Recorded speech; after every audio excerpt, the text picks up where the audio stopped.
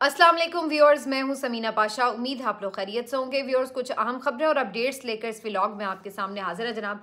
और सबसे अहम खबर इस हवाले से है कि फाइनल कॉल का जिसको नाम दिया गया है, अब उसमें 1-2 दिन, 4-5 दिन या महीनों हफ्तों की बात नहीं है, बल्कि अब सिर्फ चंद घंटों की बात है। सूरत हाल ये है कि जब आप ये व्लॉग देख रहे होंगे तो 24 घंटे से भी कम वक्त रह गया है उस फाइनल कॉल के लिए, जिसके लिए इमरान खान साहब ने पूरे पाकिस्तान को दावत दी है कि उन्हें पहुंचना है इस्लामाबाद की तरफ और एक लॉन्ग मार्च करना है और मुख्तलिफ शहरों से ये काफ़िले जो है इस्लामाबाद पहुंचेंगे। अब 24 घंटों से भी कम वक्त रह गया है। ऐसे में पीटीआई की क्या तैयारी है, हुकूमत ने क्या कुछ कर लिया है और सारा मंजरनामा बनता क्या नज़र आ रहा है, क्या अभी भी कोई बातचीत की गुंजाइश बाकी है, ये सब चीज़ें आपके साथ अभी शेयर करेंगे। हंगामी तौर पर आर्मी चीफ भी आज पेशावर पहुंचे हैं, वहाँ पर अली अमीन गंडापुर साहब से मुलाकात हुई है, लेकिन इसका तनाजुर है पारा चनार का वाक़या, उससे मुतल्लिक भी बात करेंगे। और फिर जो आज हुकूमत है कितनी परेशान और कितनी हवास बाख्ता नज़र आई, इसके ऊपर भी गुफ्तगू करेंगे। काफ़ी कुछ इस व्लॉग में। आपसे रिक्वेस्ट है कि चैनल को सब्सक्राइब कर लें अगर अभी तक सब्सक्राइब नहीं किया। तो पहले बात का आगाज़ यहाँ से करेंगे कि जी सूरत हाल इस वक्त है क्या। तो पहले मैं कुछ आपको मंजरनामा बता दूँ। सिचुएशन ये है जी कि पीटीआई ने तो क्या मुल्क बंद करना था या मफलूज करना था। हुकूमत इस कदर खौफजदा इससे पहले नहीं देखी गई। इससे पहले भी 2-3 मरतबा बहुत बड़े बड़े एहतजाज हुए हैं या कॉल्स दी गई हैं, लेकिन इस वक्त जो हुकूमत पैनिक में है, इस तरह की सिचुएशन पहले नज़र नहीं आई। उससे दो बातें नज़र आती हैं। पहली चीज़ तो ये कि जो हुकूमत की अपनी एजेंसीज़ और जो रिपोर्टर्स की ख़बरें और जो उनके लोकल सोर्सेज होते हैं, उनके थ्रू जो बातें उन तक पहुंच रही हैं, तो अंदाज़ा ये हो रहा है हुकूमत की तैयारी देखकर कि इस दफ़ा इन्हें वाकई पता चल चुका है कि अवाम की एक बहुत बड़ी तादाद वाकई निकलने के लिए तैयार है और इसी वजह से इनके जो इक़दामात हैं इस दफ़ा वो एक्स्ट्राऑर्डिनरी हैं। तो पहली चीज़ तो इनके इस पूरे उठक बैठक से और जो इन्होंने इक़दामात किए हैं उससे ये नज़र आ रही है। दूसरी चीज़ जो नज़र आ रही है वो ये है कि बुनियादी तौर पर इस दफ़ा पीटीआई ने बहुत चीज़ें अभी तक सरप्राइज़ की तरह छुपा के रखी हैं। तो एक पैनिक की वजह ये भी है कि कुछ चीज़ें तो पता है कि जी ठीक है सब ने इस्लामाबाद आना है, ये भी पता है कि जी काफ़िले आने हैं ये वो, लेकिन एग्जैक्टली इन्होंने बैठना कहाँ है जाकर और कौन से रास्तों से आने हैं, कहाँ कहाँ कौन कौन सा बंदा लीड कर रहा होगा। कुछ मेन का तो पता है, लेकिन हर छोटे बड़े शहर से किस तरह की सूरत हाल है। और फिर ये खबरें हैं कि ऑलरेडी बहुत से लोग पहुंच चुके हैं इस्लामाबाद और रावलपिंडी, और वो कितनी तादाद में और वो किस वक्त कैसे बाहर आएंगे, ये सारी चीज़ें अभी तक एक सरप्राइज़ की सूरत में मौजूद है। तो दूसरी जो वजह है हुकूमत के पैनिक होने की वो ये भी है कि अभी एग्जैक्टली इन्हें चीज़ों का उस तरह से आइडिया नहीं है, इसलिए इस दफ़ा ये एक्स्ट्राऑर्डिनरी मेजर्स करते हुए नज़र आ रहे हैं। अब जब मैं ये बात कह रही हूँ कि एक्स्ट्राऑर्डिनरी मेजर्स, तो इसमें क्या कुछ इन्होंने किया आप अंदाज़ा लगा लीजिए। कुछ तो मैंने आपको बताया कि पूरे पंजाब में ही दफ़ा 144 नाफिज कर दी गई। कई अहम शहर जो हैं वो रेंजर्स के हवाले कर दिए गए, अमन अमान के हवाले से। इसके अलावा रावलपिंडी इस्लामाबाद को कंटेनर्स लगाकर मुकम्मल तौर पर सील कर दिया गया है। तमाम दाखिली और खारजी रास्ते बंद कर दिए गए हैं। चलिए वहाँ तो समझ आ रही है कि आप चूँकि काफ़िलों को इस्लामाबाद आने से रोकना चाहते हैं तो आपने ये कंटेनर्स लगाए हैं, लेकिन इन्होंने हद तो ये है कि लाहौर की तरफ जाने वाले रास्तों पे भी कंटेनर्स लगा दिए। अब ये बिल्कुल आपको बताती है बात कि आप जिस तरह ब्रेनलेस हो जाते हैं, आपको कुछ समझ नहीं आ रही होती, क्लूलेस हो जाते हैं, तो आप उस वक्त इस तरह की हरकतें करते हैं। इसके अलावा इन्होंने एक्स्ट्राऑर्डिनरी हज़ारों की तादाद में FC एहलकार, रेंजर्स एहलकार, पुलिस एहलकार मुख्तलिफ सूबों से भी बुलवा कर तो एक इजाफी नफरी जो है उसको रेडी कर रखा है। इसके अलावा इन्होंने जो डी चौक है वो मुकम्मल तौर पर सील कर दिया हुआ है कि मतलब एक चिड़िया भी वहाँ पे पर नहीं मार सकती। हालांकि पीटीआई ने कहीं ये नहीं कहा कि उन्होंने डी चौक पर आकर धरना देना है। इसके अलावा इन्होंने क्या किया है कि मोटरवेज, इस्लामाबाद की तरफ आने वाले जो मोटरवेज हैं वो भी बंद कर दिए मुख्तलिफ मकामात पर। और इसके इन्होंने जो पहला नोटिफिकेशन जारी किया वो इंतहाई मज़ा का खेज़ था कि जी मुरम्मत की वजह से, मेंटेनेंस की इश्यूज़ की वजह से ये मोटरवेज बंद की जा रही हैं। अब आप अंदाज़ा लगाइए कि किसको आप बेवकूफ़ बना रहे हैं कि कौन सी ये मेंटेनेंस अचानक आपको याद आ गई है। और बहुत इस पे मीम्स भी बन रही थी कि मुरम्मत किसकी होने वाली है, ज़रा इस बात का भी वजाहत हो जाए। दूसरा फिर नोटिफिकेशन उन्होंने एक और ख़ुद ही जारी किया और कहा कि जी मेंटेनेंस की वजह से ही हमें इस बात का खदशा है कि कुछ मुश्तिल मुज़ाहिरीन अमलाक को नुकसान पहुँचा सकते हैं, इसलिए हम मोटरवेज को हिफाजत के पेश नज़र बंद कर रहे हैं। तो मोटरवेज इन्होंने बंद कर दी। फिर इन्होंने क्या किया कि जीटी रोड को भी मुख्तलिफ मकामात पर बंद कर दिया है। आमतौर पर जीटी रोड खुला रहता है कोई इस तरह की सिचुएशन हो, लेकिन इस दफ़ा इन्होंने जीटी रोड को भी मुख्तलिफ मकामात पर बंद कर दिया है ताकि कहीं से भी इस्लामाबाद को आके ये लोग ज्वाइन ना कर सकें। इसके साथ जो इन्होंने बिल्कुल एक मतलब बेहिसी का मुजाहरा किया है वो ये कि आज ही से मुख्तलिफ जो रास्ते थे उनको इतनी बुरी तरह बंद किया है, क्योंकि लोगों को पहले से पता नहीं था, तो लोग तो अपने प्लान के अकॉर्डिंग चल रहे थे। जो भी किसी का प्लान हो, बाहर निकला हुआ कोई भी शख्स हो, तो आज सूरत हाल ये हुई है कि इन्होंने लाहौर में जिस तरह मुख्तलिफ पॉइंट्स बंद किए, बाबू साबू इंटरचेंज बंद किया और मुख्तलिफ पॉइंट्स पर इन्होंने बिल्कुल क्लोजर कर दिया। उसकी वजह से क्या हुआ कि एम्बुलेंसेस फंस गई। कुछ ऐसी खबरें आ रही थी कि कुछ जगहों पर कोई मैयत थी उसको पहुंचाना था, वो भी उसी ट्रैफिक में फंस गई। उसके बाद जनाब बारातियों की एक गाड़ी वहाँ फंस गई, दूल्हा साहब भी बीच में बैठे हुए हैं, फूलों से सजी हुई गाड़ी है, वो भी वहाँ फंस गई है। और कोई शख्स अगर किसी से मिलने गया है, कोई शख्स अपने कोई काम से गया है, कोई शख्स अगर कोई छोटे किसी शहर से बड़े शहर में कोई अस्पताल में टाइम लेकर आया हुआ था, वो वापस जा रहा है, तो लोग बेचारे रास्ते में ख्वार हो गए हैं। अब इन्होंने मतलब आप अंदाज़ा लगाइए कि अपने खौफ की वजह से इन्होंने अवाम को किस कदर जलील किया है कि इन्होंने ये नहीं सोचा कि जो बंदा इस वक्त एम्बुलेंस में पड़ा है उसकी पता नहीं क्या कैफियत होगी, तो ये आप कम से कम एक मार्जिन तो दें कि लोग अपने घरों को निकल जाएं। अगर आपको कुछ बहुत ही था तो आप रात गए अगर ये करते, फिर भी आप कहते अभी रोड्स पर लोग मौजूद हैं और आपने क्लोजर करना शुरू कर दिया, और इतना बुरा ट्रैफिक जैम हुआ है उसकी वजह से कि कोई हद नहीं है। उसके बाद इन्होंने इस्लामाबाद के और रावलपिंडी के हॉस्टल्स बंद करवा दिए और सारे जो बच्चे हैं उनको कह दिया कि जी आप फ़ौरन घरों को चले जाएं। अब वो घरों को कैसे चले जाएं? इन्होंने साथ ही जो बस अड्डे हैं वो भी बंद करवा दिए, यानी हॉस्टल से भी निकल जाएं और बस अड्डे बंद करवा दिए, तो वो बेचारे घरों को कैसे जाएंगे? अब ज़रा ये आप अंदाज़ा लगाएं इनकी अकल का। अब वो बेचारे की आधी रात को सड़कों पर खड़े हो जाए। ये इन्होंने स्टूडेंट्स के साथ वहाँ पे किया। रेस्टोरेंट्स इन्होंने बंद करवा दिए हैं, वहाँ पर इन्होंने तमाम जो आमदोरफ्त और पब्लिक ट्रांसपोर्ट है वो बंद करवा दी है। अब उसके बाद होटल वगैरह खाने पीने के ये भी वो आसपास बंद करवा रहे हैं। अब मतलब है कि लोग भूखे मर जाएं क्या सड़क के ऊपर खड़े हुए। तो मैं ये समझ रही हूँ कि ये हुकूमत इस कदर बेवकूफ़ है कि इनको इतनी अकल नहीं है कि ये तमाम लोग जो इस वक्त खुद आपने बेयारो मददगार सड़क पर खड़े कर दिए हैं, ये तो खुद ही एहतजाज में शामिल हो जाएंगे।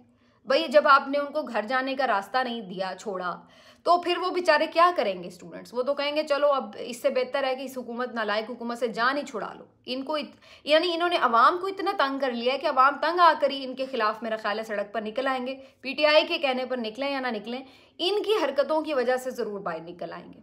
इस वक्त मेरा ख्याल है सिवाय जो एक हवाई आमदोरफ्त का जरिया है, सिवाय उसके बाकी तमाम चीज़ें इन्होंने क्लोज कर दी हैं।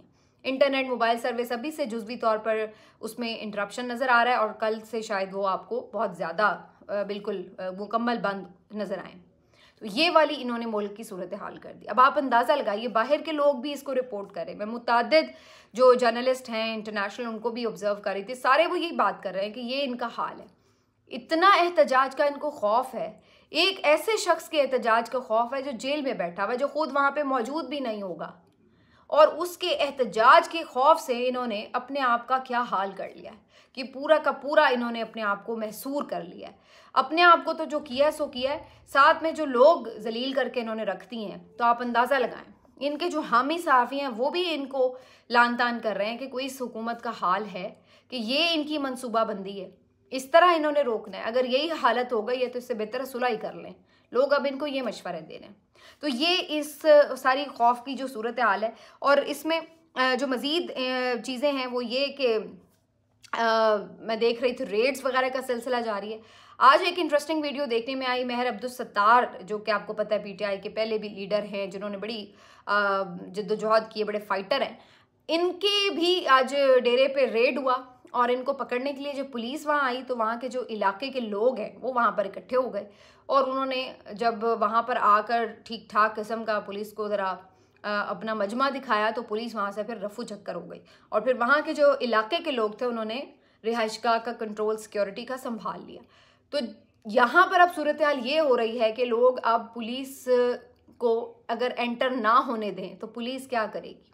अगर तमाम ऐसे लोग जो ओहदेदारान हैं या जो लीडर्स हैं, अगर उनकी हिफाजत खुद अवाम करने के लिए उनके घरों के बाहर आ गई तो आपके पास क्या है फिर पीछे रह गया? तो वो जो आप मसल्स दिखा रहे थे वो आपके फिर किधर जाएंगे। तो ये महर शराफत के यानी रिहाइश गाह वहाँ की सूरत हाल थी। इसी तरह साहबजादा हामिद रज़ा साहब ओपन चैलेंज कर रहे हैं, उनके भी घर पे छापा मारा फैसलाबाद में। उन्होंने कहा मैं तो हल्के में ही हूँ, ढूंढ सकते हो तो ढूंढ लो, आके पकड़ सकते हो तो पकड़ लो।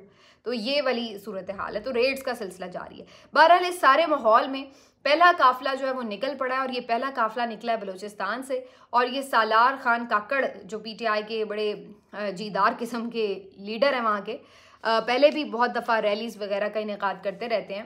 तो ये पहला काफिला लेकर वहाँ से निकल पड़े हैं, और यहाँ पर जनाब उन्हें ज़ाहिर है रुकावटें तो हैं रास्ते में, लेकिन उन्होंने कहा कि वो इस्लामाबाद पहुँच के दिखाएंगे।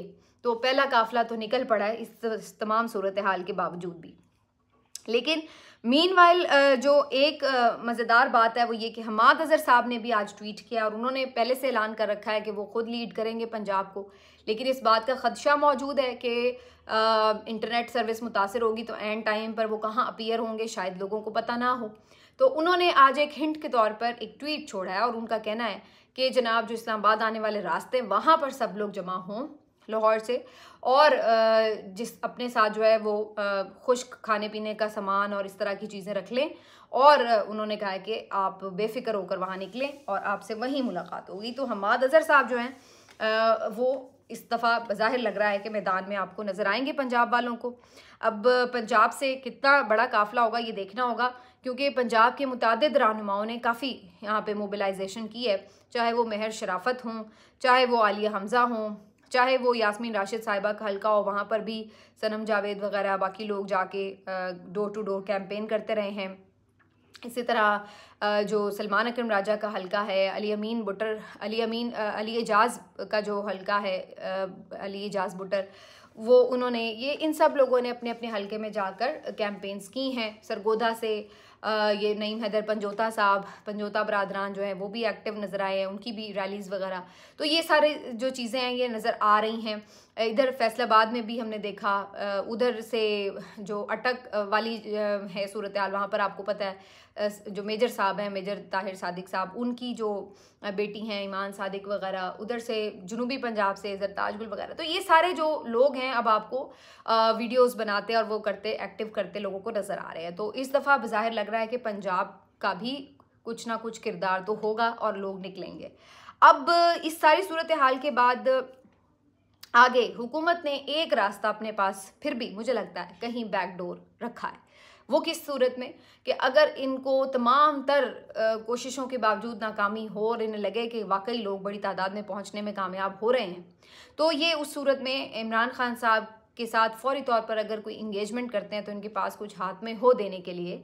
तो इमरान खान साहब की जो 9 मई के मुकदमात में जिन मुकदमात में वो जुडिशल रिमांड पर हैं, उनकी अर्ली हेयरिंग के लिए जो ज़मानत की दरख्वास्तें हैं वो फिक्स हो चुकी हैं। और जो कोर्ट रिपोर्टर्स हैं वो इस बात का इम्कान जाहिर कर रहे हैं कि मंडे को इनकी ज़मानत भी हो सकती है इस सूरत हाल में। तो आप अंदाज़ा लगा लें कि अगर संडे को ये इनको नज़र आता है कि जी बड़ी तादाद में काफ़िले पहुंच रहे हैं या कोई इस तरह की सिचुएशन बन रही है जो आउट ऑफ कंट्रोल हो रही है, तो इस बात का इम्कान है कि इमरान खान साहब को वहाँ से ज़मानत दिलवा दी जाए। एक रुकावट ज़रूर है कि अभी एक जगह पर एक मुकदमे में वो जिस्मानी रिमांड पर हैं, लेकिन जब रुकावटें दूर होनी हों तो ये कोई इतनी बड़ी बात नहीं रहती। वो फिर जो जिस्मानी रिमांड है वो किसी भी अदालत से कलअदम करार दिलवाया जा सकता है, तो ये भी बिल्कुल मुमकिन है। तो बहरहाल कहने का मकसद ये है कि ऐसा लग रहा है कि ये जो ज़मानत की दरख्वास्त फौरी फिक्स हो भी गई है, वो शायद इसी मकसद के लिए कुछ इसका पर्पज़ हो कि जी अगर कोई इस तरह की सिचुएशन हो तो कम अज़ कम देखेंगे कि उस वक्त के हालात के मुताबिक क्या काम करना है। ये हो भी सकता है, ये मेरी एक अजम्पशन है, और ये भी हो सकता है कि ये रूटीन वाइज इस तरह लगा हो, लेकिन हर चीज़ जिस तरह चल रही है उसमें ये हो नहीं सकता कि कोई बात इस तरफ ध्यान में ना गई हो और बग़ैर कैलकुलेशन के ही इस तरह से कोई लग जाए दरख्वास्त। तो बहरहाल जहाँ ये सारी सूरत हाल है, वहीं पर जो एक अफसोसनाक वाक़या है वो ये है कि पारा चनार में जो दहशतगर्दी हुई है उसकी वजह से जो वहाँ की ख़बरें आ रही हैं वो भी काफ़ी तशवीशनाक हैं, क्योंकि वहाँ पर काफ़ी जो लोग हैं वो इस वक्त मुश्तिल हैं, गम व गुस्से का शिकार हैं और एहतजाज कर रहे हैं। आज भी बड़ी तादाद में, हज़ारों की तादाद में कुरम एजेंसी में लोगों ने एक अमन मार्च निकाला है और वो सड़कों पर हैं और वो ये डिमांड करते नज़र आ रहे हैं कि उन्हें अमन दिया जाए। और इसी तरीके से आपको मालूम है कि ये जो यहाँ पर फ़िरकावारियत की जंग है उसको भी खुदा न खास्ता हवा मिल सकती है। तो इस पॉइंट ऑफ व्यू से भी ये बहुत इस वक्त सेंसिटिव एक जगह बनी हुई है। लेकिन अफसोस की बात यह कि आर्मी चीफ की तरफ से तो वहाँ पे आज सीरियसनेस नज़र आ रही है। आर्मी चीफ तो वहाँ पर गए हैं आज, अली अमीन गंडापुर साहब से उनकी मुलाकात भी हुई है। वहाँ पर जो अस्करी कमान है उसको भी उन्होंने तमाद में लिया है। सिक्योरिटी सूरत हाल पर उन्हें ब्रीफिंग भी दी गई है। और बेशक जो भी इस वक्त PTI के साथ इख्तलाफात चल रहे मामलात हैं, लेकिन इसके बावजूद भी जो आर्मी चीफ हैं वो अली अमीन गंडापुर साहब के साथ इस मौजू के ऊपर नज़र आए हैं कि वो कंसर्न अपना शो कर रहे हैं, मामलात को देख रहे हैं। लेकिन दूसरी तरफ जो हुकूमत है, जो सियासी क़यादत है, उसकी क्या हालत है वो मैं आपको बता देती हूँ। आज कोई 5 से 6 लोगों ने खिताब किया है एक तकरीब में, और किसी ने इस खिताब में एक मरतबा भी पारा चिनार का जिक्र नहीं किया। किसी ने उस वाक़े की मजम्मत नहीं की, किसी ने उस पर कोई तहफ़्फ़ुज़ात का इजहार नहीं किया, कोई अफसोस का इजहार नहीं किया। ये इतने बेहिस लोग हैं। इन्हें आज क्या मसाला मिला हुआ था? वही पुराना मसाला कि जी बुशरा बीबी ने ये कर दिया, भाई बुशरा बीबी ने वो कह दिया। भाई बुशरा बीबी ने अगर कोई स्टेटमेंट दिया भी हो, मान लिया उन्होंने कोई MBS के ख़िलाफ़ भी स्टेटमेंट दिया हो, तो उससे पाकिस्तान और सऊदी अरब के ताल्लुकात कैसे मुतासर हो जाते हैं? कोई ये समझा दे। अगर उससे मैक्सिमम भी कोई डैमेज होगा तो वो इमरान खान को होगा ना। आप लोग किस चक्कर में इतना उछल रहे हैं कि जी सऊदी अरब से ताल्लुकात ख़राब कर दिए? भाई कैसे ख़राब कर दिए? वो अगर कोई इल्ज़ाम लगा रहे हैं सऊदी अरब के ऊपर या कोई बात कर रहे हैं तो उसका अगर कोई डैमेज भी होगा तो पार्टी को होगा। आपको किस बात के परेड में मरोड़ उठ रहे हैं?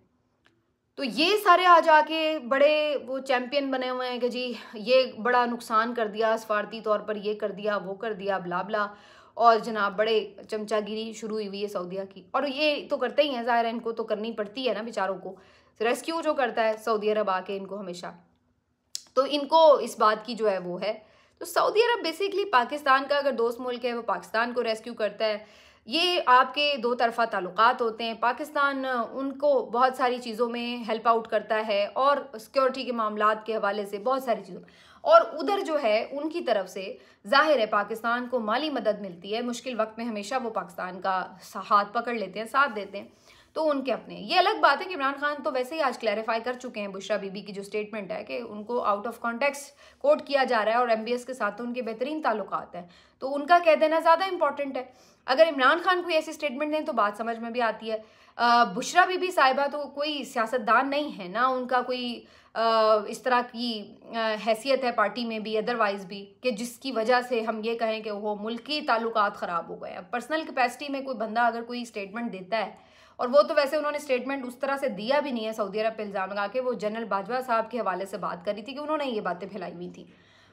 तो मैं तो सिर्फ ये कह रही हूँ कि अगर for the sake of argument हम ये बात मान भी लें तो तब भी इसका कोई नुकसान होना है तो उनको होना ना। ये किस लिए तड़प रहे थे? इनको जिस बात पे तड़पना चाहिए था कि आज मुल्क में खून की नदियाँ जो बही हुई हैं, आप इस बात पे तड़पे। और यहाँ पे मोहतरमा मरियम नवाज़ साहिबा के खिताब फरमा रही हैं कि आज पाकिस्तान में हर वक्त हर रोज़ अच्छी खबरें आती हैं। कौन सी अच्छी खबर आती है आपके पास? ये कि हम हर दूसरे तीसरे दिन कोई ना कोई ये खबर सुन रहे होते हैं कि उधर दहशतगर्दी का वाक़या हो गया, उधर दहशतगर्दी का वाक़या हो गया, या आज हुकूमत ने ये बंद कर दिया, आज हुकूमत ने वो बंद कर दिया, उसकी वजह से इतना नुकसान हो गया, उसकी वजह से इतना नुकसान हो गया। तो ये इन लोगों की हालत है कि ये लोग आकर अपनी एक नैरो सी जो इनकी पॉलिटिकल सोच है उससे ही आगे नहीं निकल सकते। इमरान खान जेल में बैठा है, उन्होंने पारा चिनार वाक़े पर बात भी की है, उन्होंने यहाँ पर एक ट्वीट भी किया है। बाहर जो उनके स्पोक्स पर्सन आते हैं उन्होंने भी आके उसको एक्सप्लेन किया है कि इमरान खान साहब ने उस पर इजहार मजम्मत भी किया, अफसोस भी किया, और इस बात की तरफ भी तवज्जो दिलाई है कि बातचीत से मसलों के हल करें, ताकत हर जगह इस्तेमाल नहीं की जाती, वगैरह वगैरह। तो उन्होंने अपना कंसर्न शो किया है। और ये जो ओहदों पे बैठे हुए हैं, ये जो आज़ाद हैं बज़ाहिर नाम निहाद, इनको आप देख लें कि इनके मुंह से कोई लफ्ज़ नहीं निकल रहा उन शहरियों के लिए जो ना जाने किस जुर्म में बेखता मारे गए हैं।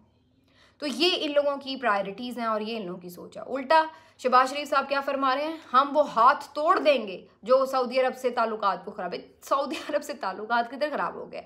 आप उन हाथों को तोड़ने के अज़म के जो इजहार कर रहे हैं, तो पहले उन हाथों को तोड़ें जो आपके शहरियों को गोलियों से भून रहे हैं, वो उनको तो पहले तोड़ के दिखाएं आप। तो ये इन लोगों की जो है वो प्रायोरिटीज़ हैं, इससे आप अंदाज़ा लगा लें।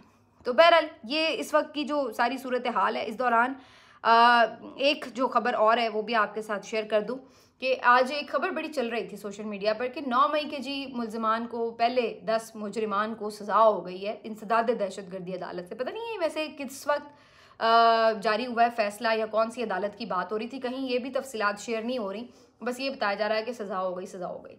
तो उसमें भी इसका भी वैसे तो नॉर्मली हो सकता है कि वाकई कोई आ गया हो फैसला, लेकिन बज़ाहिर इसका भी ताल्लुक इसी बात से लग रहा है कि कुछ सज़ाएं दी जाएं ताकि फिर लोगों को बाहर निकलने के हवाले से खौफ पैदा किया जाए कि देखें आप अगर बाहर निकलेंगे तो फिर आपके साथ ये हो रहा है, बाद में आपको सज़ाएं मिल रही हैं। तो इस तरह की वो कोई मैसेज देना भी मकसूद हो सकता है। बहरहाल अगर वाकई किसी ने कोई कुछ किया है, भाई हम तो पहले ही ये बात कहते हैं कि जो कोई भी तोड़ फोड़ में वाक़तन मुलविस है उसको जो भी करार वाकई है सज़ा दें, जो बेगुनाह लोग हैं उनको छोड़ें और जिनसे बात हो सकती है उनसे बात करें, मुल्क को आगे लेकर चलें।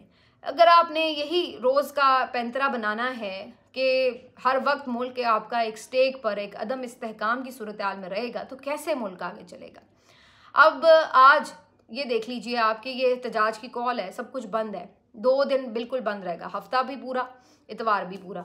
अच्छा, अब पीटीआई देख लेती है कि जी ये तो सब कुछ बंद है। बिलफर्ज मैं एक सपोज आपको मफरूज़ा बात कह रही हूँ कि वो कहेंगे जी हम आगे 1 दिन बाद कर लेंगे एहतजाज, फिर आप कितने दिन बंद रखेंगे? वो उससे आगे वो हफ्ता, वो तो उनका क्या जा रहा है, उन्होंने तो सिर्फ एक कॉल देनी है ना, तो वो तो सिर्फ कॉल देते रहें और आप क्या पूरा हफ्ता महीना खुद को बंद रखेंगे? कितनी देर आप मुल्क बंद रखेंगे?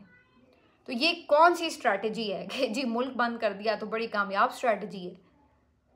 तो अगर ये आपकी स्ट्रैटेजी है तो फिर तो ये स्ट्रैटेजी वो रोज़ फेल कर सकते हैं आपकी, क्योंकि उनका तो मकसद बगैर एहतजाज के पूरा हो रहा है।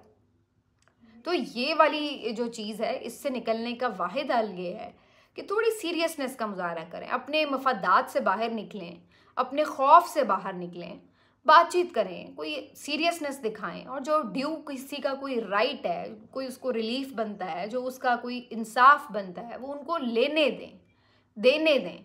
जो उनके सियासी लोग हैं, शाह महमूद कुरैशी हैं, यास्मीन राशिद साहिबा हैं, इनको बाहर आने दें, इनको बाहर आके इनके साथ डायलॉग शुरू करें, बातचीत शुरू करें। लेकिन अगर आप इस खौफ में मुब्तला रहेंगे तो आप अपने भी आपको हमेशा एक स्टेक पर रखेंगे और उसके बाद आपने पूरे मुल्क को स्टेक पर रखा हुआ है, तो ये कितनी देर इस तरीके से आप हुकूमत चला सकेंगे, ये सोचने की बात है। मिलते हैं आपसे अगले वीलॉग में, अपना ख्याल रखिए, अल्लाह हाफ़िज़।